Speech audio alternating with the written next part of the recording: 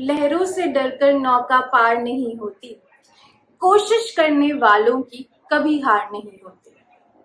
Hi everyone, Namaste. This is Jarno Anjali Kochar. Welcome back to my channel, Toopings Blog by Jarno Anjali Kochar. So आज आ गया है Friday. Fridays को हम कहानियों की बात करते हैं, फ्राइडेज को हम स्टोरीज की, एक्सपीरियंसेस की, और आने वाले फ्राइडेज में हम पॉडकास्ट भी करने वाले हैं। उन स्टोरीज को शेयर करने के लिए, उन पॉडकास्ट को शेयर करने के लिए मैं आप लोगों के साथ बहुत बहुत बहुत ज़्यादा एक्साइटेड हूँ। तो ठीक है जी, पिछले अभी जो मंडे गया है हमने बात की थी फेलियर्स की, कि फेल होना क्यों ज़रूरी है, फेल होना हमारी पार्ट ऑफ लाइफ है।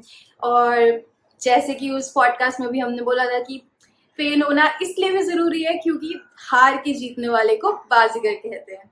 तो मैं तो भाई बहुत ज़्यादा ग्रेटफुल हूँ अपने लाइफ के, जितनी बार भी मैं लाइफ में फेल हुई हूँ, जितनी बार भी मेरे साथ ऐसे फेल्ड एक्सपीरियंसेस हुए हैं, उनको मैं उन एक्सपीरियंसेस के लिए बहुत ज़्यादा ग्रेटफुल हूँ, क्योंकि वो मेरे लिए ना हमेशा से लाइफ टर्निंग एक्सपीरियंसेस रहे हैं। मतलब अगर वो ना होते मेरी लाइफ में तो आई डोंट नो मैं आज कहाँ होती। मतलब ओके, तो मैं बताती हूँ आपको वो कहानी, जिस कहानी की मैं बात कर रही हूँ। वो कहानी है कैसे मुझे media, first round of media admissions जब मैंने दिए थे, तो 2018 नहीं 2017 में मैंने पहला, 2017 एंड एंड 18 बिगनिंग में मैंने पहला राउंड ऑफ मीडिया एडमिशन्स दिया था। तो उस मीडिया एडमिशन्स राउंड में मेरा किसी भी कॉलेज में नहीं हुआ था, तो किसी भी नहीं, मतलब एक फाइनली, मतलब बहुत ज़्यादा वेट करने के बाद वेटिंग लिस्ट में एक कॉलेज में जो था IIMC शिलोंग, उसमें मेरा नाम आ गया था। तो वो भी काफ़ी ज़्यादा वेट करने के बाद आया था, और उस टाइम पे मेरे पास था, चांस था कि मतलब मैं शिलोंग जा सकती हूँ। नॉट दैट कोई बुरी जगह है शिलोंग जाना, I love north east, and मैं वहाँ मैं अभी पिछले साल ही एक काम की वजह से नॉर्थ ईस्ट गई थी, ज़ीरो वैली गई थी, ज़ीरो वैली फेस्टिवल के लिए गई थी। तो मुझे नॉर्थ ईस्ट बहुत बहुत प्यारी जगह लगी थी। लेकिन उस टाइम पे ना, जब तुम्हारा मतलब ऐसा वाला माइंडसेट होता है ना कि अभी मतलब या तो दिल्ली में मिल जाए, या क्योंकि मैं दिल्ली की हूँ, तो मेरे को था कि दिल्ली में मिल जाए, नहीं तो मुंबई जाने का बहुत मन था। और मुंबई का भी मैंने जेवियर्स का ये दिया था एडमिशन के लिए, जेवियर्स का भी फॉर्म भरा हुआ था। जेवियर्स का सेकेंड राउंड तक हो गया था, मेरा इंटरव्यू हो गया था, लेकिन इंटरव्यू क्लियर नहीं हुआ। तो अब इंटरव्यू क्यों क्लियर नहीं हुआ, इंटरव्यू क्यों क्लियर नहीं हुआ, उसके पीछे ये था कि जैसे आई थिंक उन लोगों, मेरे पास उस टाइम तक, जिस टाइम मैंने वो इंटरव्यू दिया था, तब तक मेरे पास कोई रेलेवेंट मीडिया एक्सपीरियंस नहीं था। मतलब कोई ऐसा पोर्टफोलियो नहीं था जिससे उनको लगे कि, और ना ही आई थिंक मेरे आंसर्स भी इतने नहीं थे कि जैसे उनको लगे कि एक जर्नलिस्ट में जो क्वालिटी है वो होनी चाहिए, वो नहीं लगा उनको। तो आई थिंक इसकी वजह से मेरा फर्स्ट राउंड जेवियर्स में क्लियर नहीं हुआ था। तो फिर उसके बाद क्या हुआ, जेवियर्स का क्लियर नहीं हुआ, और IIMC में बहुत वेट करके IIMC शिलोंग में वेटिंग लिस्ट में नाम आया था। तो ना ऐसा चल रहा था। तो इससे पहले तो 2017 में जब मैंने अपना पहला जॉब स्टार्ट किया था, वो मेरा पहला जॉब था कंटेंट राइटिंग में। वो मेरा कंटेंट राइटिंग में इसलिए था क्योंकि मैं इंजीनियरिंग कॉलेज से बाहर निकली थी। तब तक मुझे समझ आ गया था कि यार इंजीनियरिंग तो नहीं करनी है मुझे, मतलब कुछ भी करूँगी लेकिन इंजीनियरिंग का जॉब नहीं करना है मुझे। तो तब तक मैंने कहा कि एक कहीं से कॉल आया था कंटेंट राइटिंग के लिए, तो मैंने वो कंटेंट राइटिंग वाला जॉब ले लिया था। एक साल तक मैं वही कर रही थी। तो कंटेंट राइटिंग से वहीं से कहीं से मेरे कलीग्स के थ्रू मुझे पता लगा कि मैं मास्टर्स कर सकती हूँ, चाहे मैंने अब इंजीनियरिंग करी हुई है, बट मैं मास्टर्स किसी रेलिवेंट सब्जेक्ट में कर सकती हूँ। मतलब चाहे वो जर्नलिज्म हो या फिर इंग्लिश हो, किसी चीज़ में कर सकती हूँ। बट तब मुझे समझ आ रहा था कि शायद मेरे को ना जर्नलिज्म में ज़्यादा ये है, दिलचस्पी है। और ये मुझे क्यों समझ आ रहा था, ये ना मुझे वो बचपन का एक ये याद आ रहा था कि मैं HT ब्रांच हमेशा पढ़ती थी, मेरे घर में हिंदुस्तान टाइम्स आता था। तो मैं ना हमेशा बहुत ज़्यादा एक्साइटेड हो जाती थी जब मैं वो जो जर्नलिस्ट हैं सोनल कालरा, उनका बायलाइन आर्टिकल आता था ना, तो एक सेक्शन होता था सोनल कालरा का, और उनका बायलाइन आर्टिकल आता था। और हर संडे को मैं पढ़ने के लिए बहुत ये रहती थी एक्साइटेड कि ओ माय गॉड, मतलब न्यूज़पेपर में ये आ रहा है, आर्टिकल आ रहा है। और एक HT ब्रांच में एक अलग से आता था, शिखा शर्मा करके थी वो, उनका आता था, मैं उनके लिए उनकी आर्टिकल्स पढ़ने के लिए बहुत एक्साइटेड रहती थी। तो ना मेरे को ये था कि यार मेरा भी एक दिन आएगा, मतलब अंजलि कोचर करके मेरा फोटो लगा होगा और मेरा भी मेरे नाम से आर्टिकल्स आएंगे। तो मैं जर्नलिज्म के लिए बहुत ज़्यादा एक्साइटेड थी उस टाइम पे कि नहीं यार, कंटेंट में नहीं, इंग्लिश में नहीं, मैं जर्नलिज्म में करूँगी अगर मास्टर्स करना है तो ये चल रहा था। तो हाँ, मैं कहाँ पे थी कि कैसे मेरा मीडिया राउंड में एडमिशन में फर्स्ट ऑफ राउंड में कहीं कुछ नहीं हुआ, ना जेवियर्स में हुआ ना ये हुआ, आईएमसी शिलोंग में हुआ। बट वो उस टाइम पे मेरा नहीं था कोई कि मैं शिलोंग ट्रैवल करूँ। तो मैंने ना अपने पापा के पास गई और मैंने उन्हें बोला कि यार मुझे ड्रॉप लेना है इस साल। आई डोंट नो इस साल नहीं हुआ, बट मेरे को अगले साल तो पक्का है कि मैं कर लूंगी और ये वो। और इस बीच में ना एक चीज और हुई थी, वो मैं बताया नहीं आपको, बट मैं बताना चाहती हूँ, मैं शेयर करना चाहती हूँ इस बारे में। एक बहुत इंटरेस्टिंग सी चीज और हुई थी इसी बीच में। वो ये थी कि मेरे घर वाले ना एस्ट्रोलॉजर्स को मानते हैं, मतलब आप लोगों में से भी बहुत लोगों के घर वाले मानते होंगे, ठीक है। तो वो ये था कि मेरे घर वालों को लगा कि यार ठीक है चलो, वो जा रहे थे तो उन्होंने ऐसे ही रैंडमली मुझे भी ले गए, मेरी कुंडली दिखा दी। तो वो जो थे वहाँ पे अंकल, उन्होंने बोला कि हाँ इस साल तो मेरे को नहीं लग रहा, बट फिर भी थोड़ा उपाय वगैरह कर लो तो शायद हो सकता है किसी कॉलेज में आ जाए, बट मेरे को मीडिया में नहीं लग रहे चांसेस ऐसे करके। और उन्होंने कुछ मुझे 3-4 बिजनेस एरियाज बता दिए, लाइक बुटीक खोल लो, स्टेशनरी का कर लो, और जिनमें मेरा कोई रत्ती भर का इंटरेस्ट नहीं है और मेरे को फैशन का कुछ पता नहीं है, और स्टेशनरी का बिजनेस आउट ऑफ नोवेयर मैं कहाँ से कर लूँ।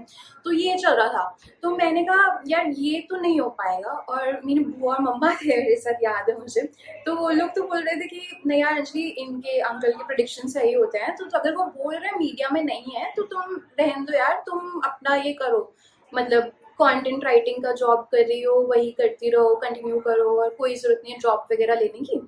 तो बट मेरा मन ना माने। मैंने कहा ऐसे कैसे, मतलब ये हो सकता है। अब मेरे दादाजी ने तो मुझे ये सिखाया है कि इतना ज़्यादा ये इस पे भरोसा नहीं रखना है कि किस्मत में है और हाथ की लकीरों में, इतना भरोसा नहीं करना है। तुम अगर कोशिश करोगे, अगर तुम अपनी मेहनत पे भरोसा रखोगे, अपने ऊपर बिलीव रखोगे, तो डेफिनेटली राहें अपने आप खुल जाएंगी, रास्ते अपने आप बन जाएंगे। तो मेरे को तो ये चीज़ें याद आ रही थी। तो मैंने कहा कि नहीं, मेरे को नहीं पता है, मैंने ड्रॉप ही लेना है और मैंने वही करना है जो मैंने सोचा हुआ है। अब चाहे दुनिया इधर की उधर हो जाए, मैंने जर्नलिज्म करना है। तो मैंने फिर ऑब्वियसली ड्रॉप लेना कभी भी किसी के लिए भी आसान डिसीजन तो होता नहीं, क्योंकि वो घर वालों का और तुम्हारा एक कॉन्फ्लिक्टिंग ओपिनियन चल रहा होता है हमेशा से। तो पापा को मैंने जाकर के बताया कि मेरे को ऐसे ड्रॉप लेना है, तो पापा का रिएक्शन बहुत ही ऑब्वियस था कि अभी तुम्हारी कलीग है, उसकी अच्छी जॉब लग गई है, तुम कहीं वहां पे उससे पूछो, उसके साथ जॉब कर लो और ऐसा कर लो, ड्रॉप लेने की क्या जरूरत है, अभी तो तुम कंटेंट में घुसी हो उसमें ही करो और ये।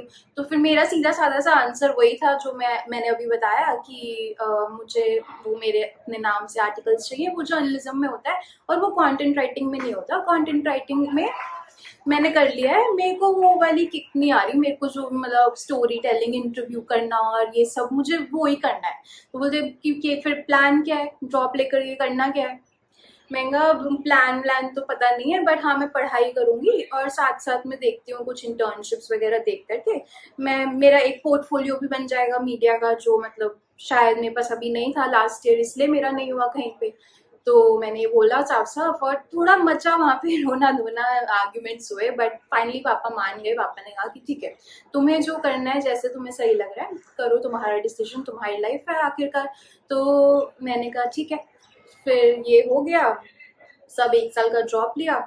1 साल का ड्रॉप लेकर के उसमें मैंने दुनिया जहाँ की, मतलब जितनी इंटर्नशिप्स में मैं अप्लाई कर सकती थी ना यार, मैंने सब कर दिया। मतलब मैं तो ये अभी भी, कोई भी अगर मुझसे मीडिया में जो स्टार्ट कर रहे होते हैं और वो बोल रहे होते हैं ना मैम जॉब नहीं लग रही या ये वो, तो मैं बोलती हूँ यार इंटर्नशिप कर लो, पेड अनपेड जो मिल रही है ना, इंटर्नशिप कर लो, क्योंकि वो है लर्निंग फेज तुम्हारी लाइफ का, और वो है लर्निंग एक्सपीरियंस।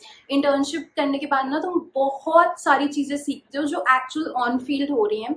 तो अब पेड अनपेड का या कितने पैसे का ये मत देखो उसका मुंह। मैंने लिटरली आम आदमी पार्टी में करी है इंटर्नशिप, वो अनपेड थी, मुझे ट्रैवल करना पड़ता था, तब भी मतलब मेरे को ये था कि मेरे को फर्क नहीं पड़ता, मुझे सीखना है।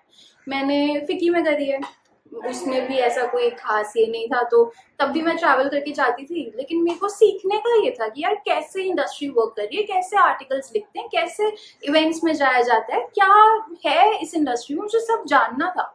फिर मैंने टाइम्स में करी, वो पेड थी, ठीक है, बट उसमें काम जिस हिसाब का था कि सुबह उठ करके न्यूज लेटर जा रहा है, तो पहले घर में सुबह 6 से 8 न्यूज लेटर जा रहा है, फिर 10 बजे ऑफिस पहुंचना है, ऑफिस पहुंच करके 10 से 6 की नौकरी वहां पे ऑफिस की है, और उसके हिसाब से ऑब्वियसली स्टाइपेंड तुम्हें उस टाइम पे, बट तुम्हें कुछ तो मिल रहा है। तब भी मैं ट्रैवल करके नोएडा जाती थी, तो तब भी मैंने ना कभी ये सोचा नहीं, मेरे को था कि मैं इन्हीं इंटर्नशिप्स के थ्रू सीखूंगी, ये बहुत ही मतलब बेस्ट अपॉर्चुनिटीज है इंटर्नशिप सीखने के लिए, तो मैंने उसको उस वे में लिया, और मैं पढ़ाई तो साथ साथ कर ही रही थी।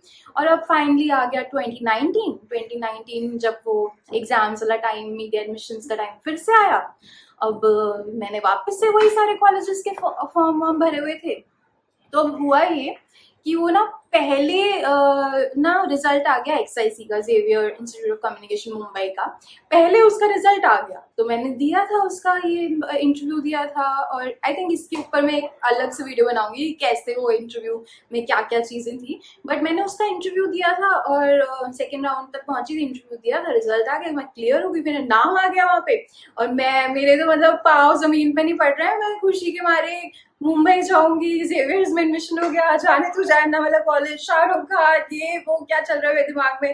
तो लेकिन ऑन द अदर हैंड, अब जिस बच्चे ने कभी सोचा ही नहीं है कि अकेले उठ करके, मतलब ओनली चाइल्ड उठ करके मुंबई जाना है, ये कहाँ से, मतलब कैसे होगा क्या नहीं, बहुत सारे क्वेश्चंस चल रहे हैं।